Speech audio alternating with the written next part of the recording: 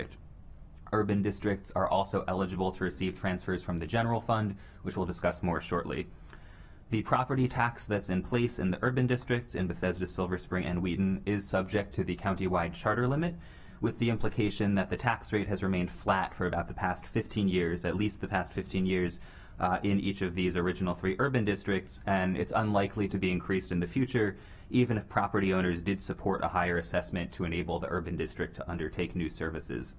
The commercial district charge in the Friendship Heights urban district is not subject to the countywide charter limit. The Department of Finance has begun a preliminary exploration of the possibility or the feasibility of instituting a commercial district charge in the original 3 urban districts, either in lieu of the ad valorem property tax currently in place, or potentially in some combination with some amount or some rate of ad valorem property tax. And one of Council staff's recommendations is that the committee request the Finance Department to continue this preliminary analysis of advisability and feasibility and report back with their recommendations. One other item regarding the funding of the urban districts is that staff believes that additional analysis is needed of the charges on optional method development. In the past, the Planning Department has required that building projects that include public open space enter into an agreement with the urban districts to determine the party responsible for maintaining that space. However, in at least some urban districts, the practice of establishing those agreements has stopped. Bethesda and Silver Spring do still collect revenue via these optional method development charges, but it's unclear whether the services performed by the urban districts are cost neutral, that is, whether the urban districts are taking in sufficient revenue from these charges to provide the maintenance of these spaces. Staff recommends that the committee request the Planning Department reinstate the practice of requiring these agreements between property owners and urban districts regarding maintenance, not just necessarily of the optional method developments, but potentially a broader class of open spaces on private land. If the committee wanted to consider the expansion of maintenance by the urban districts of other public spaces on private land, that would require a legislative change, since the county code in section 68A currently specifies that charges can be instituted specifically on optional method development. In addition, the county should establish a mechanism to track these projects and ensure that the revenues that are being collected are sufficient to cover the costs. Let me pause you right there, because otherwise it's going to get too overwhelming. I do agree that we should at least make the request to the Planning Department to take a look, and since we are going to be having a full session, that could be one of the follow-ups. If you can please send in a written request on behalf of the committee, and then have them here in our next session, so we can get their feedback, that would be great. Is that okay with everybody else? Thank you. Hold on a second. Yes, Mr. I just want to add to that. So we've been through this as far as OMD agreements in the past. County attorney, in working with Park and Planning and the county attorney, the advice was we don't need agreements because the requirements of the site plan set in place conditions that we can then use to assess. So we're happy to explore it further, but that's been our past experience. Yeah, and I'll just add, the agreements talk about who's paying. So the site plan generally says if you have public open space on private land, it needs to be maintained. What we're concerned about is we're not able to track whether it's the urban district doing the maintenance, the private party, and if it's the urban district, the private property owner is supposed to repay them.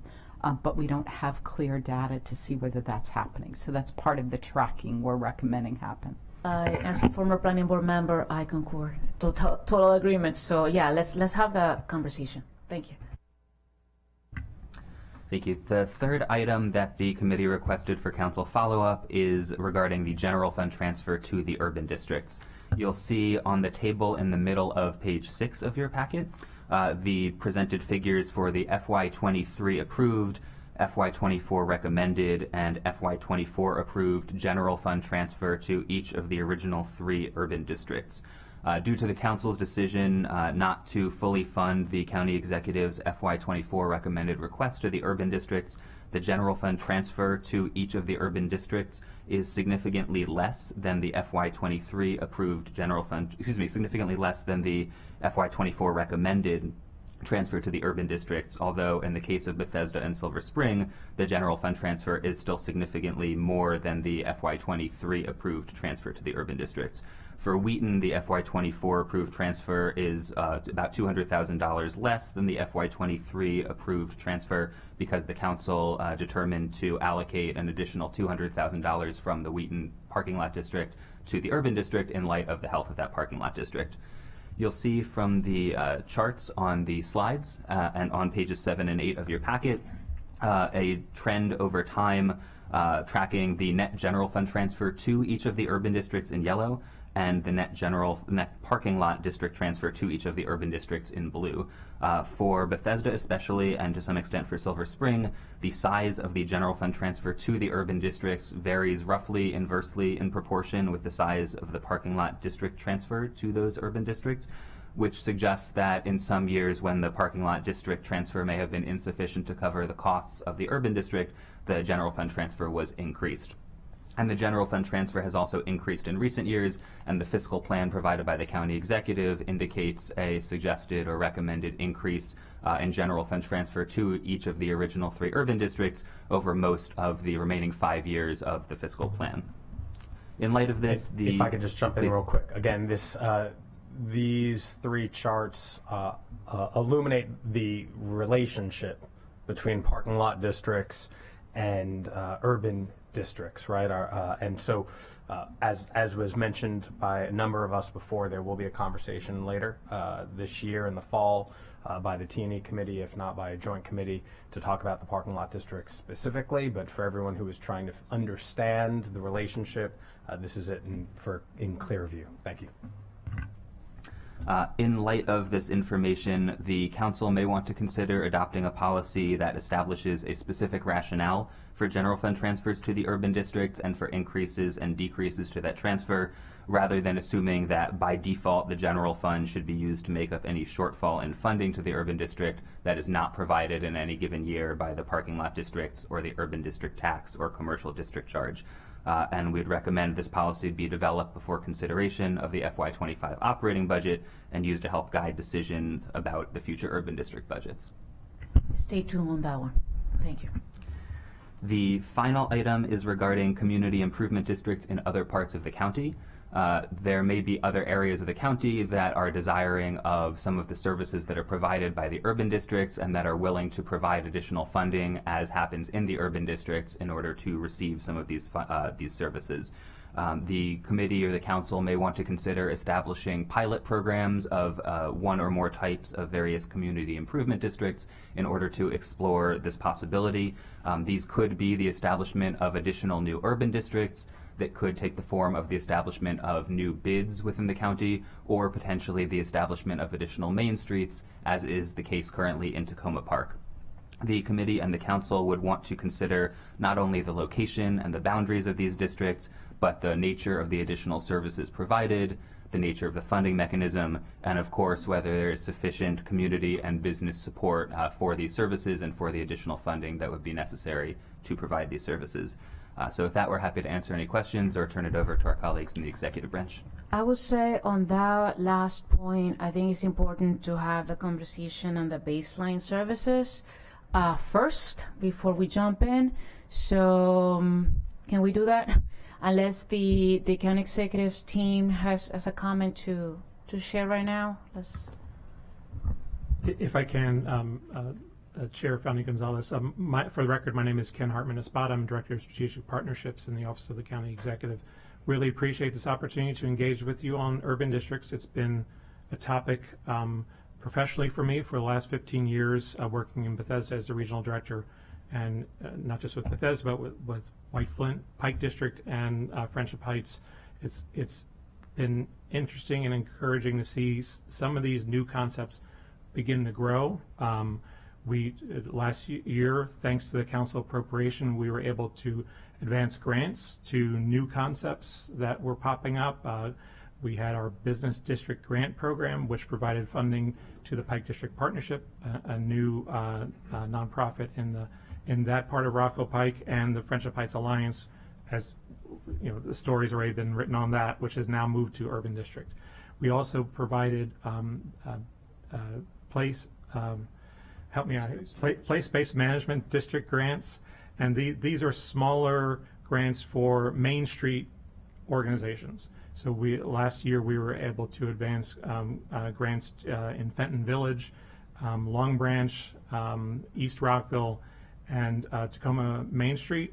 And this is precisely what staff was just talking about. These are concepts on two different levels. One is a level heading towards an urban district or BID, which are much larger organizations, really focused around some of the classifications that you see in planning. You have your downtowns, which are the White Flint, Friendship Heights, Bethesda, Silver Spring, Wheaton, the Life Sciences Center, and there are others.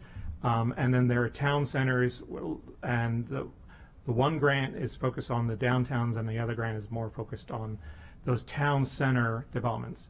I do have to say, just as we're to level set expectations and to kind of frame the discussion, what my experience and all of our experience as regional directors and working in these environments has been that the secret sauce for success is that activism within the local business community, that where they are generating the ideas, they're convening and identifying where they want to go as a business district, and as we see in our neighboring jurisdictions with the bids, we are unique in our urban districts. In the region, the bids are largely self-funded, almost entirely through local taxes.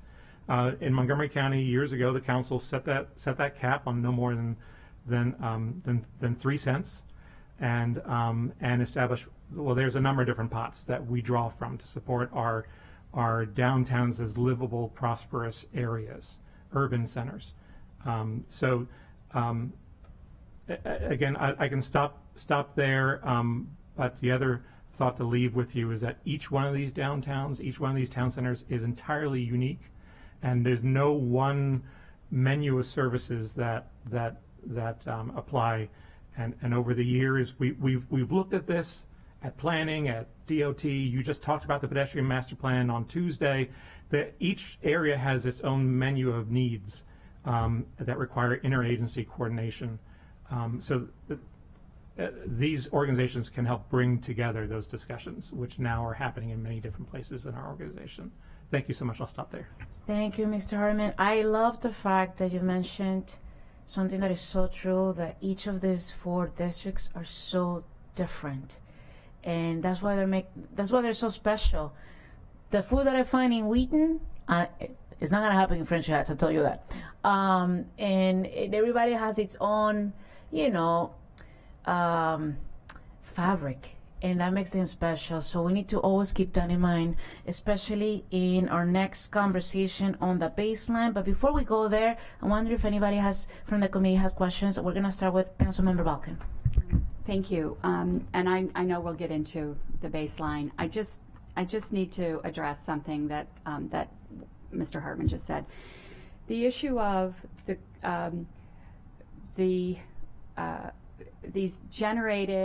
these bids, community groups, are certainly urban districts, were generated from the community and activism. That is a circular argument, and empowered people get things, and people who are not empowered don't, right? And so that's the situation that we have here. And as we go through the entire discussion, we have to get around that, not only in the discussion of urban districts, but this has been a through line throughout the budget, through everything that we talk about.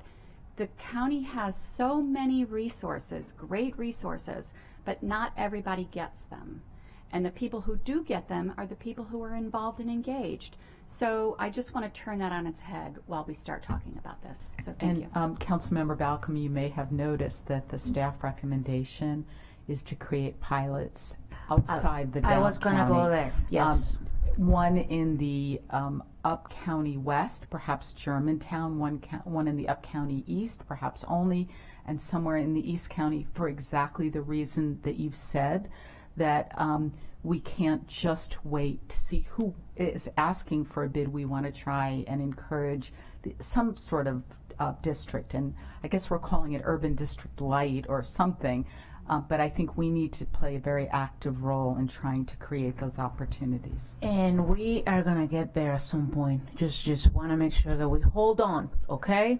Do you have something else, Mr. Hearn? I like where this is going, and as having worked in the Pike District for 10 years, putting together a committee of people talking about, well, what can we do, building that infrastructure that didn't exist before is part of this process. Exactly.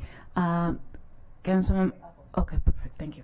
Do you have anything else to say, Lorian? No. Let's talk about the baseline, please. Who wants to start for your team? I guess I'll jump in and let executive staff. We've started with the idea that we're going to redefine baseline, because we've used this term and realized that what we were calling baseline was not actually baseline. It wasn't services that were being provided elsewhere. And so you've heard this three-pronged definition, baseline being the services that really are provided throughout the county, enhanced baseline, the same services, but being provided more frequently, and non-baseline. And we think understanding the definition and trying to figure out what the urban districts are doing that falls into these new definitions, and also the cost of those services, are going to be very helpful. And what you see in the addendum we received, the chart from executive staff, is the first step towards doing that. But clearly a lot more work needs to be done, because this is not a comprehensive list of the services, and they have just started to collect the cost data for us. So we need to receive a lot more to really understand the full range of services. And I'll stop there. Should we have somebody from the finance department to go over the addendum that I received today on baseline? I can talk about that because we put that Thank together. you. So that addendum looks at frequency of services based vis-a-vis, say, Division of Highway Services, and there is a big difference between what if we didn't have an urban districts, what our Department of Highway Division of Highway Services would be doing in those centers. White Flint Pike District is a good example of the type of maintenance that you would see without an urban district. Yes, the streets are relatively clean, but the trees are just not trimmed as quickly. Litter is not, promptly picked up. There isn't that on the street presence and maintenance that you would see in, say, downtown Silver Spring or downtown Wheaton. We will work to develop costs, and some of the data on there tells you the amount of scope of work that Highway Services does countywide, the number of trees, the number of acres that they have to mow, and when we're talking about our urban centers, they're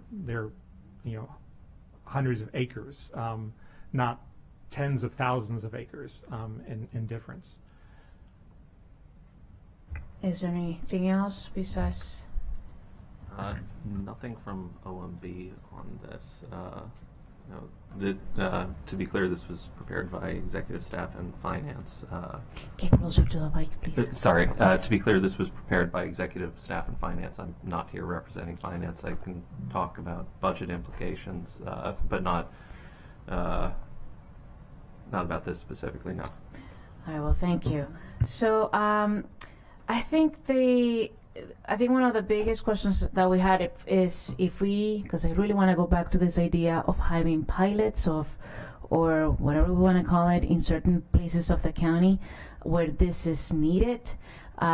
This is a conversation that I had with the staff, but I would like to, maybe you can present which areas we're thinking of and see how the committee reacts and get your suggestions on how this could look like.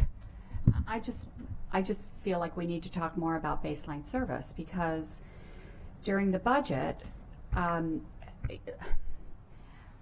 you all know how I feel about this, right? It's not a secret. I have been talking about baseline services and the fact that some get, some don't, for 20 years. without any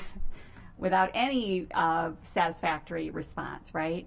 The issue is, and when we talked in the budget process, the discussion was that the transfer from the general fund to the urban district is for baseline services that people outside the urban district get and that the urban district doesn't. So we asked for a follow-up. Okay, what are those services? Give us a tally on that. And that sounds like that's not the case. That there's not a kind of a one-to-one comparison, and I understand that. But the issue is, then we need to call it something else other than baseline services, because Germantown, Clarksburg, Olney, White Oak aren't getting those baseline services. So we can call it something different, but then we need to have the discussion of why is the urban district getting general fund transfers when other parts of the county aren't. So can you go over, please, how do you treat specifically the places that Councilmember Walker mentioned? Especially, I think Germantown is a great example. Olney. No, specifically Germantown. Germantown. So 20 years ago, 25 years ago, I had this conversation about, okay, you know, what is this general fund? Well, first off, the question is, I've been told for many, many years, the urban districts are self-sufficient and they don't get any general fund money. I questioned that year after year after year, right? And there was 20 years ago, there was a discussion about, okay, so Germantown, the largest census designated district in the county, doesn't get any additional baseline services. There was Marilyn Praisner heard me and created this emerging communities, and we got some funding for a little bit. That was 20 years ago, so, or however long that was. So specifically, where are the services that urban districts get that non-urban districts don't? So I will back up, because you've been at this for as long as I have, and understand and have asked these questions, and I know Germantown has had fits and starts with organizing. I know there was an incorporation attempt. There was all sorts of discussions, and this has been an issue in that community. The general fund transfer in the county code is just that. It's a transfer from the general fund that cover the costs of the urban districts. Historically, some of us who have been around a long time remember this discussion of baseline services as a justification for the transfer, at least in Silver Spring and Wheaton, and Bethesda. In Wheaton, there's always been a general fund, because there isn't. Urban districts are funded by parking lot revenue, local taxes, and general fund, and that's been the case since day one. The taxes are capped, and oh, by the way, it falls under our charter limit, so it's really hard to increase those taxes. So that pot of money is in ice. And then you have the parking lot districts, which recently have waxed and waned and have had difficulties over the years. And when those parking lot districts have had difficulty, that expected funding has come from the general fund. So back in time, there was discussion of baseline. Hey, let's take the money that highway used to spend in Bethesda, and now we're going to assign that to the urban district. Back in the day, and no one is around who understands the formula that went into that at the beginning. But in Wheaton and in Silver Spring in the early days, and Bethesda, there have been and the chart shows there have been fluctuations in the general fund transfer precisely for the reason that The general fund is another funding source for the needs of the urban district. Now, in the past, it also could be argued that these were our urban centers, that there was intense economic activity happening in these three places. But that's no longer the case. There are more places around the county, and I looked through the pedestrian master plan, and they have a long list of downtowns and town centers all around the county that all of them could make an argument that, hey, we could use additional support for maintenance. Now, all of them don't have 100,000 people. You are correct. So I still, if we, clearly I don't think we have the answer today. So it's gonna have to be discussed in the fall, but I think we need to have a clear understanding of how places like Germantown, Olney, Burtonsville, places where you have high densities nowadays are being kept or maintained. Like, what's the data? Like, how is it possible? Like, this addendum that we received from the executive's office, honestly, was really lacking, for lack of a better word. Not too many details, and it really doesn't even highlight places outside the urban district so we can actually compare. That's the problem. And it sounds to me that we don't have an answer because, as you explained, when this was established many, many years ago, nobody had a clear definition or mandate of how this will happen. So here we are in this situation, and we're gonna solve this problem. So for sure, the next follow-up will be that. So it's kind of difficult to get into the other conversation on which places we want to have that light pilot program when we don't understand what we're spending. But let me go to Mr. Harmon one more time, and then I'm gonna move to Councilmember Stewart. And I do want to suggest, because I know that your feedback to planning on this list of town centers versus downtowns, it's if we can develop this understanding of here are the downtowns and here are the town centers, and because we can work off a common understanding of where these places are. And yes, Councilmember Balcom, I remember Marilyn Preisner and the Emerging Communities Grant. When I was a regional director in 2008, we all had a pot of $100,000 that we could spend on activity in our emerging communities, and there was a list of emerging communities. But the Great Recession came and all that money went away. So this grant program that we've started, that you funded, is an effort to get back on that track of supporting our emerging centers. So, and besides the pedestrian master plan, you can look at Thrive 2050. Lots of great info that actually should be the document that we should be looking at, that document. Councilmember Stewart. Thank you very much, and thank you for letting me join the committee today.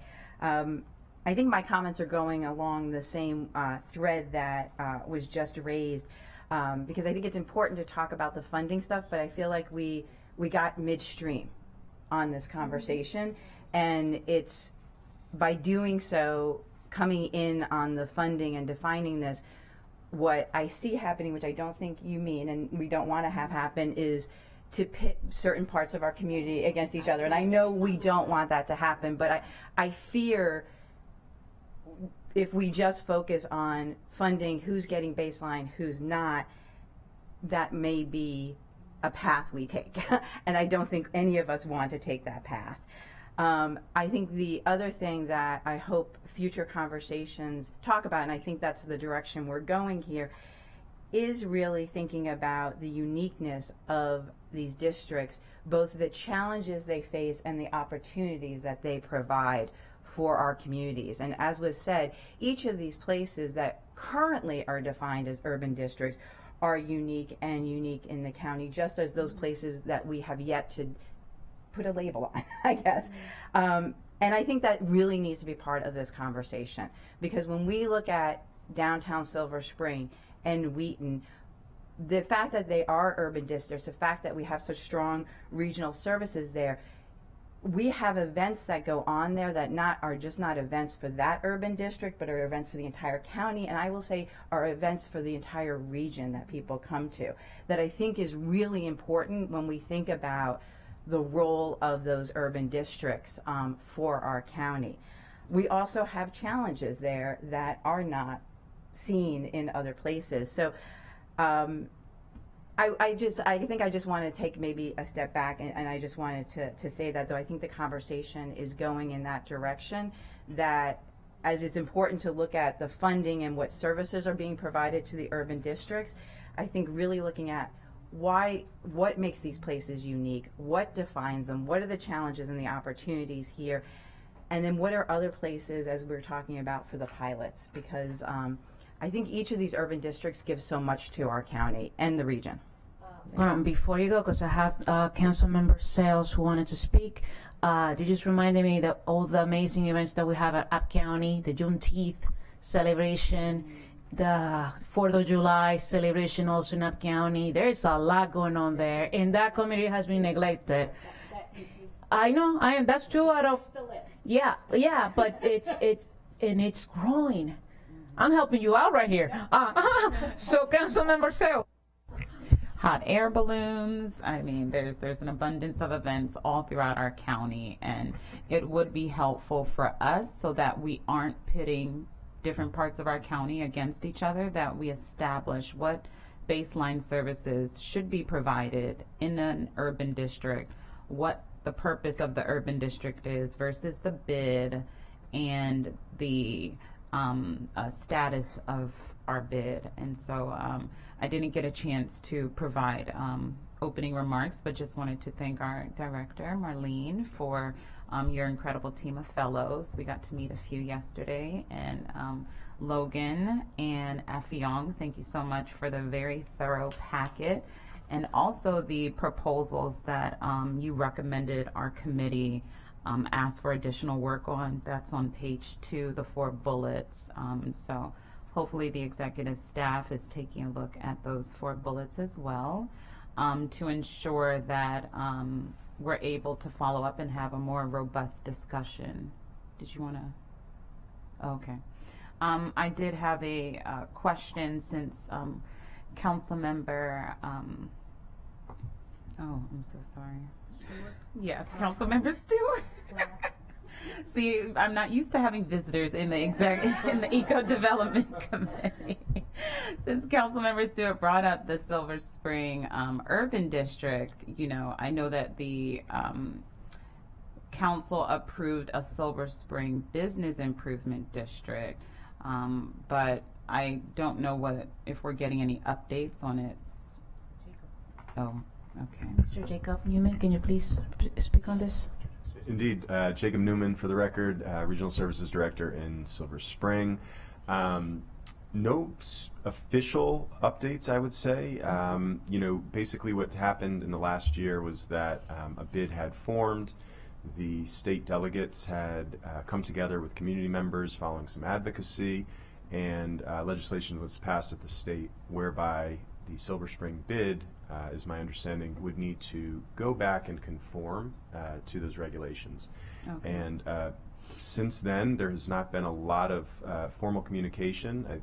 The infrastructure still exists. There still is an opportunity, not only in Silver Spring, but anywhere in the county, for a business improvement district to come to life. But at this current time, I don't have any information that the Silver Spring bid is proceeding as originally conceived. Okay.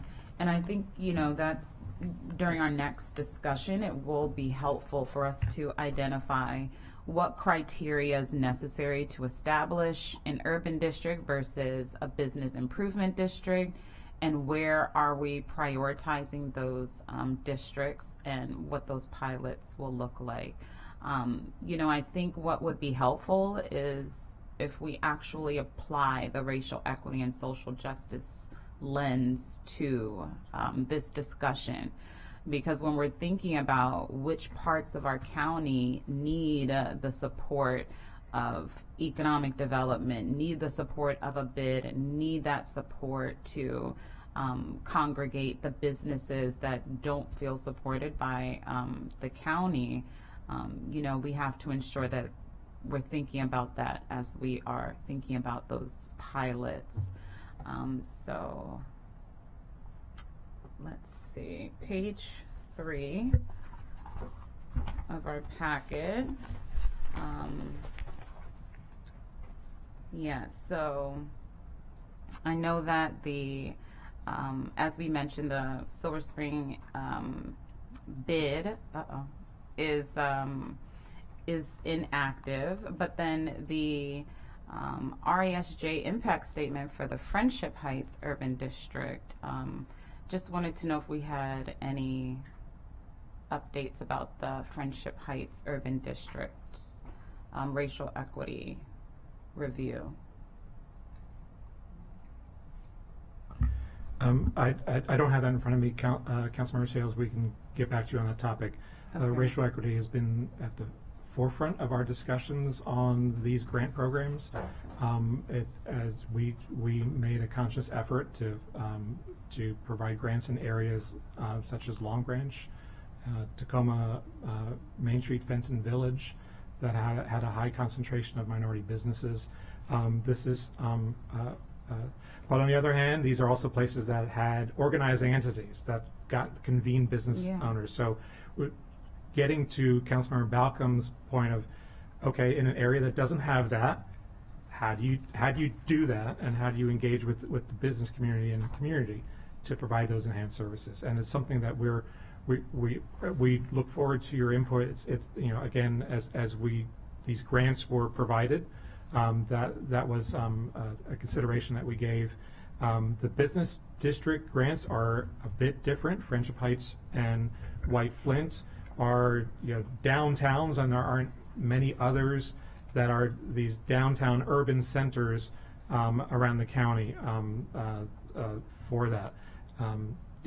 DC government has struggled with the same issue. I know the council received a report on Friendship Heights on the same concerns, that in areas that don't have the organization or the funding for, say, staff, it's a real barrier to get to that place where you can be like Friendship Heights or Golden Triangle or Georgetown.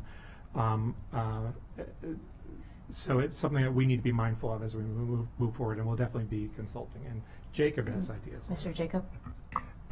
Thank you. Just to add one more layer, we've talked about our urban districts, bids, and place-based management, grants, which eventually could lead to a Main Street affiliate or a fully fledged Main Street. And I just didn't want to leave out our famed instrument of government. There is also the opportunity to explore urban district corporations as a part of this conversation, which of course is Bethesda Urban Partnership here in the county. No, I think that's important to include. There was also a question about when we're talking about the baseline services that are being provided across the urban districts and the bids. I just wanted to make sure that the packet states that staff asked executive staff to categorize all urban district services into baseline, enhanced, and non-baseline groupings and estimate the cost. But I don't know if that was actually. Is that Ms. what Mickelson? Yeah, we Yes. received just what I'll call the first step in the answer to that Okay. question. Okay. So clearly we need more to get the rest of this picture complete. Yeah, and we will go back and look at our quarterly assessments, analyses to pull out some data from Highway. It is challenging because Highway is a big operation countywide, and the urban districts, it's a little easier to go into the budgets and find the line items for maintenance. It does get challenging because when you're talking about an urban district and the staff in the field providing the services, most of the cost is their hourly. There are contracts for things like street sweeping and trash collection that are easy to identify, but that's the IOU from us.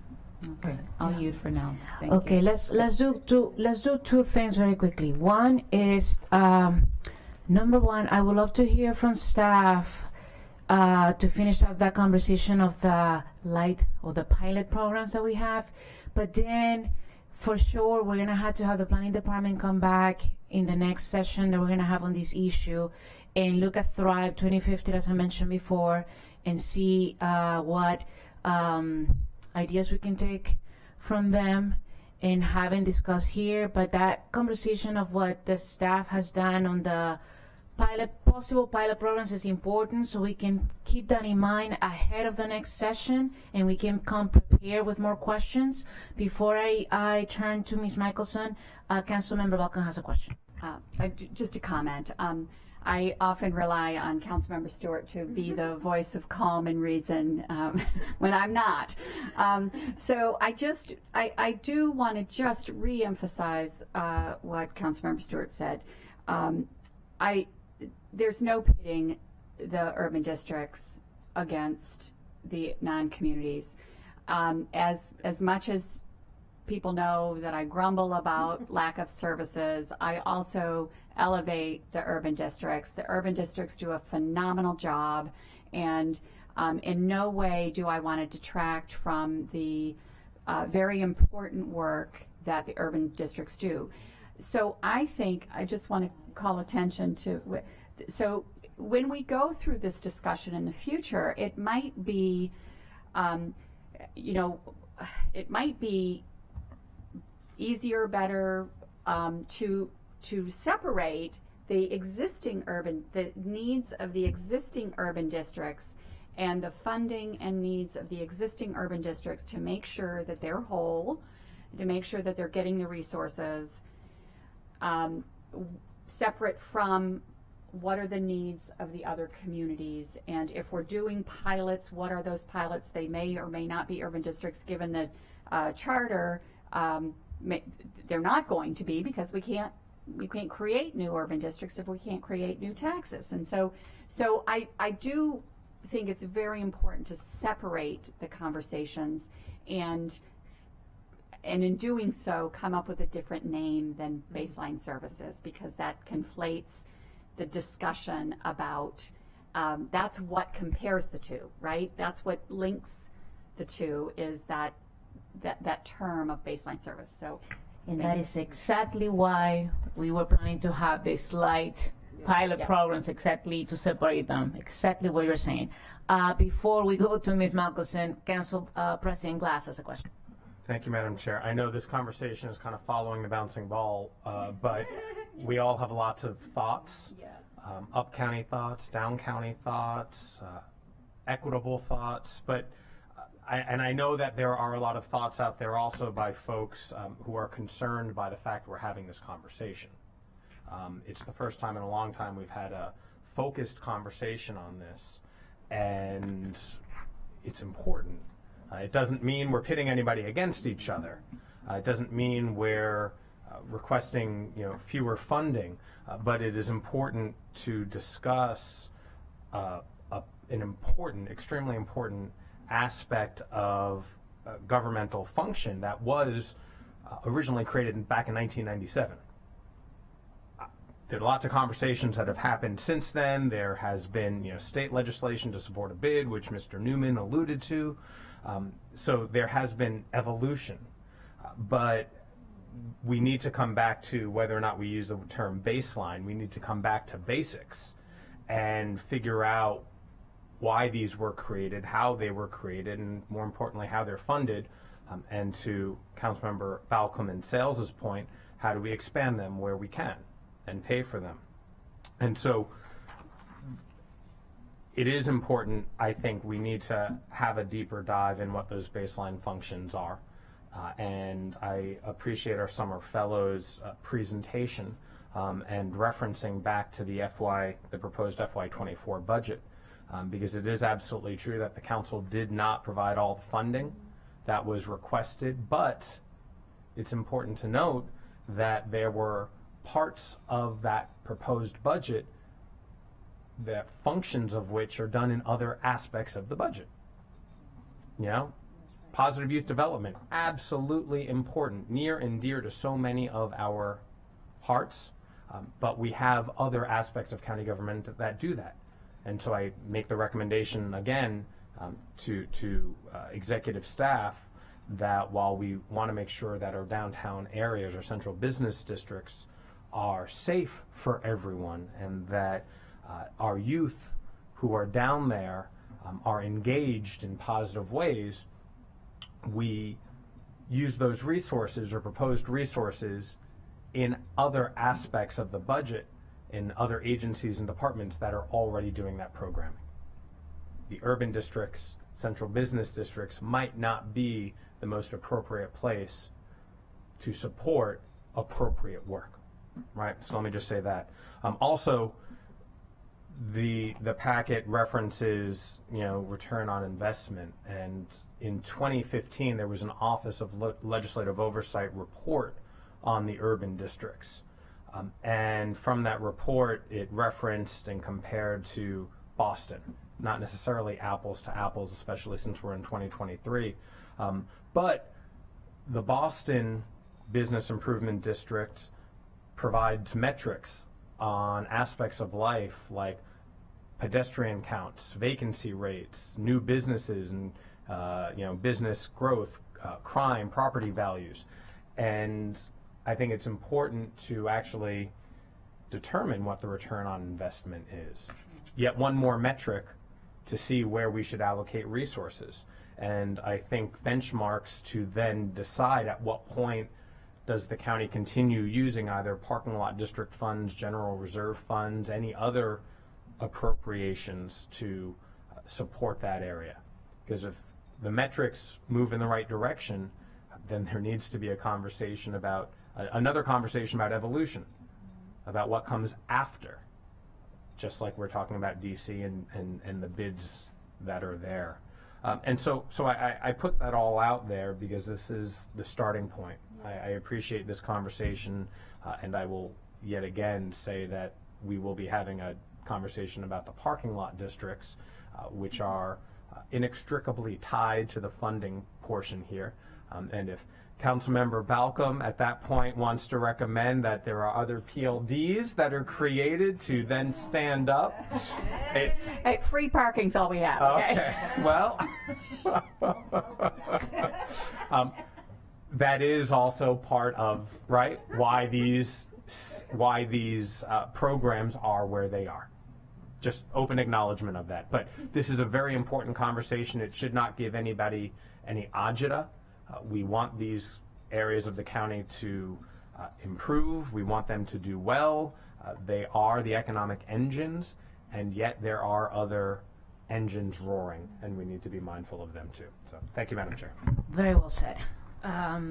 With that, I'm gonna ask Ms. Michelson to please continue the conversation on the ideas that we may have on the possible, we don't have a name, we're just saying pilot right now, just to put a word on it, and distinguish those areas versus the established urban districts. And this is just gonna be a quick, brief, ideas on what we're thinking of, so we can be ready for the follow-up session, which will include the planning department, and bringing and uplifting the Thrive 2050. And yes, I keep saying it because I worked on that on that general plan, and I'm very proud of it. So if you wanna. Yeah, and let me just start out by saying that we use these districts in areas that have some commercial development. So this is not something to do throughout the county. And what we need to look at is the varying levels of commercial development. And I can't remember who said we should define, downtowns or business districts or commercial centers or activity centers, so we can think about, where should we be having some sort of district. And I think some ability to organize with assistance. Like, in my mind, we're not saying we're only going to work places where there's already organization. We need to help create that. But that's what's going to make this work effectively, is to be able to create an advisory committee of citizens and businesses so they can help shape their own community. We don't want to impose things on them. We want them to be a partner in creating this. I think we're going to have to be creative in looking at what are the funding opportunities.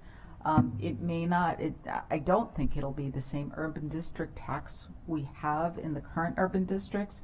Will it be a charge? Can it be a small charge just for some contribution? And what are the other sources of revenue? including, again, being creative. Are there businesses, large businesses in those communities? Maybe a large Home Depot or something like that, where we could say, are there ways to get other sources of revenue to help support that? So these are all things we need to explore. We really like the idea of looking at other areas of the county, so some demographic diversity and also the racial equity diversity that Councilmember Sales talked about. Germantown is just such an obvious choice. It's probably been some place that has wanted elevated levels of service for a long time, and we need to go back to that and draw our attention there. And if we're searching for geographical diversity, doing somewhere in the northeast part of the county, maybe only, maybe another community. The eastern part of the county, absolutely. I think it's a little less obvious whether it should be White Oak or Burtonsville. So I think, or some other community, but I think we need to talk about that, and we really want, I think there's also a really strong argument that we've been so trying to help economic development in the eastern part of the county, and this could be one piece of it. So figuring out the details of the location, the funding mechanism, the services, those will be all part of the questions we need to answer to create these pilots. And as we think about places where we can get, funds to have these services happen, when you mentioned Germantown and East County, and just a reminder to folks that we had the Ferland, Briggs, Cheney sector plan coming up, and we're going to get great ideas out of that master plan. I was also thinking, and I have no idea what the answer is, what's the role of the federal agencies in Montgomery County? I mean, they're great. We love them. We want more of them because they bring more people here. But they also have a responsibility of contributing that, we have amazing restaurants for their folks to come and eat, places where they can, have their families live in too, not just work here. I'm thinking of Nest in Up County. I'm thinking of FDA in East County. I mean, as we come up with ideas of where these places are, federal government has a lot of funds. What can we do to leverage that to uplift communities where they are located? I think that is a wonderful suggestion. As we're talking about being creative and looking at opportunities, it's also yet another argument for saying why we might want to not be basing all of this on an ad valorem tax, which the federal government is exempt from paying. Exactly. And so as we examine, and I would love to hear whether the committee supports the idea of spending a little additional time looking at the charge as opposed to an urban district charge to replace the ad valorem tax, and to continue to assess the benefits of that. But one benefit or one issue to explore would be if it's a charge that is different from a tax, what does that mean in terms of whether we can ask the federal government to pay? I think we're in a position that we want to see all our options right now, and I'm now wondering, since this is going to be bigger than I initially thought, I'm wondering if we need to have Olo join us with the researchers and see what else is happening in other places that we can, not imitate, but have some ideas. Mr. Hardman, go ahead. And thank you so much. I echo what Ms. Michelson said as a viable approach. I couldn't agree more. In East County, we are working with Friends of White Oak, for example, on a placemaking marketing program. I know council years ago designated $100,000 that goes to them in an MOU every year for those activities. But there are opportunities for other similar, we can work on identifying the places. As far as federal agencies, there was a discussion years ago, and I need to follow up, but my understanding is there was at one point, and may still be, a fund because in DC, there are a lot of federal agencies, and there are bids down there that wouldn't get taxes from them otherwise. But there was a program for the federal government to pay into the bids. It wasn't a tax; it was a federal program, but we'll see if it still exists, and we can pull on that. But we're happy to engage with you and That'll be your staff. Only one more thing is, as we go down this road, planning is very, very vital, because we take a lot of inspiration from our neighbors, and DC government has done a lot of great work in this space. One of the things that I keep in my folder is a DC Vibrant Retail Streets Toolkit. So it was DC planning identified their downtowns, assessed their strengths and weaknesses, and made recommendations for things they could do to improve themselves, and which kind of could be a front end lead into, okay, now how do we fund this? Now how do we organize to get this done? I have great news for you. You know the acting planning director for the planning commission, Tanya Stern, she was involved in that program. So another reason why we need to have planning here. Councilmember Stewart, I'm thinking of you. Thank you, Madam Chair. Since you brought up the funding structure, I noticed that the funding structure for the original 3 districts, Bethesda, Silver Spring, and Wheaton, were established dependent on set limits on property tax. But there wasn't much flexibility for increases. And then the tax rate for Bethesda has been flat since 2009, while the rate for Silver Spring and Wheaton has remained flat since 2006. And so as we are thinking about coming back, should we expect a new funding structure for all the urban districts to be discussed? Yeah, we think there are really strong advantages to moving to an urban district charge as opposed to an ad valorem tax. And I want to make it clear that in my mind, that is not to say we would create something new and immediately increase rates. That's not the intent here. It would be to try and mirror the same charge that exists now, but know that it creates a source of flexibility, so that their own advisory committees, if they want to do something and they believe that it's worthy of an additional charge on them, they'll have the flexibility to do that. So good. And then I noticed on page 5, staff notes that in at least some urban districts, establishing agreements between the urban districts and developers to maintain public open space on private property has stopped.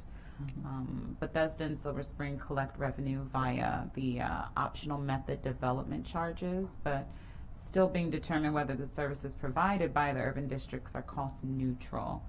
I see that staff recommended that the committee ask the planning department to reinstate the practice of requiring agreements between property owners in urban districts regarding the maintenance of open spaces on private land. Do we know why? And Councilmember Sales, I think this might have been discussed just before you came in, and the chair asked that we follow up on that and bring planning staff to the next meeting to try and follow up on it. And it's there are 2 key elements. One is to have the agreement so we know who's doing the maintenance, but the other thing is to track it afterwards to make sure that the urban districts are actually collecting the money. And we try to ask for that data to see if that was happening, and it's somewhat unclear. So there needs to be a greater effort to see what has been happening. And again, this is for private land that has an open space function where the private property owner either should be doing the maintenance themselves or paying government if government is doing it on their land. So we'd like to do a little bit more tracking to see the status of that. Okay, so you already answered why it was discontinued. But we're going to have follow-ups on this, more details, yes. No, that's it. Thank you. Just a reminder why, we have 4, it was 3, now it's 4 amazing, really amazing urban districts, very vibrant. People want to live in those areas. I live in one of them. I live in downtown Wheaton. Why? Because the cultural history that we have there, the amenities that we have there, and we want to keep that and enhance that. But at the same time, we want to have the conversation of places around the county that don't have what we have in those urban areas. So it's not a competition. It's making sure that we have equity throughout this county in places where we need them. Just want to emphasize once again that point. Councilmember Black. Thank you. So I just, I think the pilots are, that's great, and I think that that's what we should be doing. And it, of course, makes sense to look at the funding structure, charge versus tax. We don't have any flexibility with the ad valorem tax, so I think that makes sense. One of the things that we looked at, so are all the urban districts commercial only? As far as taxes? Taxing. No. So- Those who pay the property tax, condos that were built after the formation of the urban district pay the Okay. tax. And, Right. and apartments are commercial for Right, taxation. so I think that's going to be tricky when we talk about the charge, the fee. I know when we looked at creating the urban district in Germantown, we included residential. There aren't a lot of condos, but there are a townhome community in the Germantown Town Center. So I think that's going to be tricky on how you do that. So just that thought. And I do want to just, we have, I guess, three of our districts, 3 of the 7 districts have urban districts, and then the 3 that don't, District 2, of course, and then Councilmember Mink is interested in the White Oak area. Councilmember Lutke's interested in the Olney area. Councilmember Katz hit the jackpot. He has 2. He has 2 municipalities. I don't, So I think it's important when we look at these pilots that the 3 districts that don't have urban districts are at the table. Absolutely. So that's what we were thinking of, great timing with that Briggs Cheney master plan for East County. And then we were thinking about Olney and thinking about Germantown. So we can include all of them, but exactly the same thought.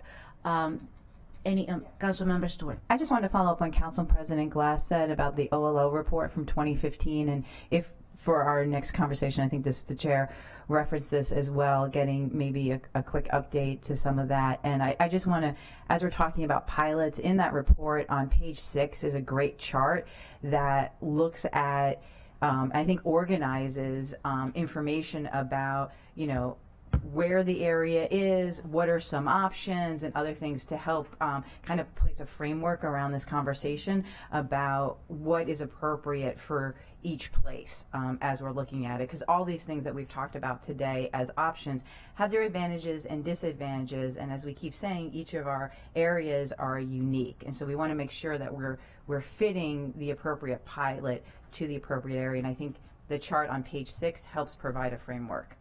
Plus Thrive 2050. Yes. Any other questions for committee members? Do you have another question, Mr. Hartman? No. I thought you would. Okay. Go ahead. You're wrapping up? I'm wrapping up, but you can go ahead. Yeah. So without looking through the entire 2015 OLO report, I pulled aside some I think relevant information. What I think now that we're in 2023 would be helpful, and whether or not we have this for the next work session, but or just to have in the back of our minds, in looking at the urban districts, I think it is critically important to know how many residents live there, yes, how many businesses are there, what is the income and or what is the tax revenue generated. I think that's probably the easiest metric to determine, and a few other really important data points. Not to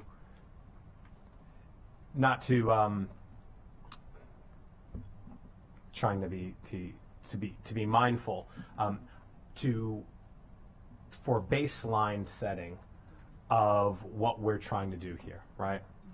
And as the constant theme that has been noted this morning is we do not want to pit any urban districts or emerging areas against each other, but my previous comment was about metrics and understanding what we're trying to do here, and I think having some of those data points will be very illuminative.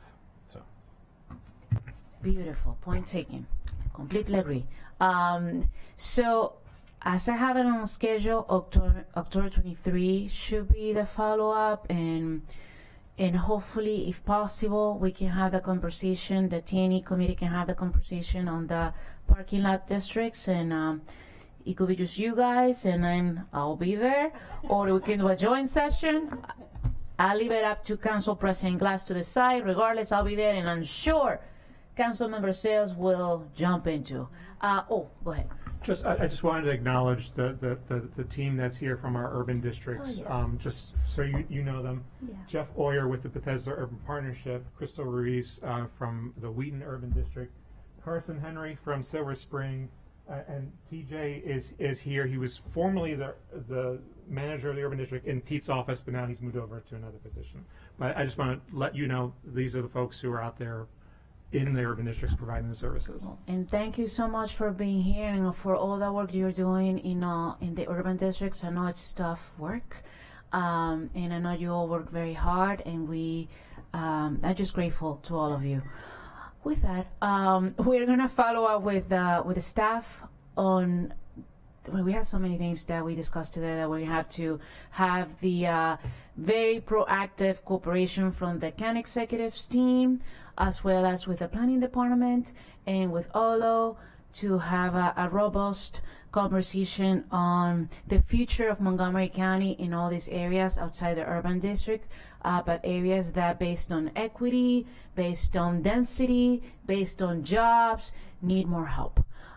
With that, I thank you so much for being here, and I look forward to working with each of you in September. Do you have one more thing to say? Yes, I see you. just wanted to one more time Oh, thank acknowledge you so the much great to our work of our fellows. fellows. And honestly, one of the best reports that we have received. Honestly, it came from the two of you. Thank you so much, and good luck in your school. All right, have a good day. Adjourn.